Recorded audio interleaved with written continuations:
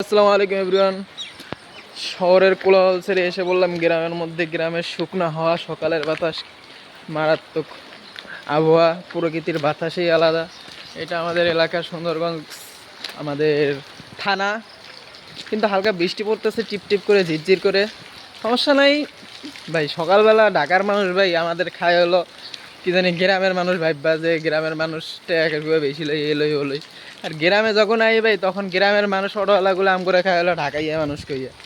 মানে যেদিকে যাই ওইদিকে পেরাক, আমাদের কোনো শান্তি নেই। সব দিকে খালি টাকা বেশি দেওয়ার টাকা বেশি।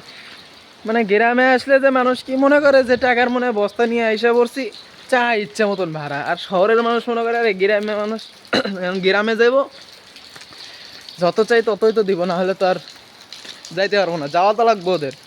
কারণ বেশি চাইলেও ওরা যাইবো, কম চাইলেও ওরা যাবো, বেশি চাই। এইভাবে খাইয়া দেয় ভাই সবাই, সামন দিয়ে পিছন দিয়ে সব দিক দিয়ে। কারণ আমরা পরে যাই ফান দেখি আর করবো। সকালের ওয়েদার অনেক সুন্দর লাগতেছে ভাই। I also happy. অনেকদিন পর গ্রামে আসলাম। গ্রামের আবহাওয়াটা ভাই মারাত্মক, ফিলিং দিস বেটার অফ। সে লাগতেছে ভাই এতদিন পর। এক কথায় একটু রাস্তায় পানি টানি জমছে কারণ বৃষ্টি পড়তেছে, তারপরেও আমাদের ভাল লাগতেছে ভাই। এই শহর থেকে আইসা পড়ছি, এখন প্রায় 15-20 দিন থাকিয়া যাবো একটা ট্যুর, মানে ছুটিতে আইসা পড়ছি। ইনশাল্লাহ দোয়া করবেন, গ্রামের অনেক দৃশ্য আপনাদেরকে দেখাই দেবো, কোনো সমস্যা নেই, পাশে থাকবেন।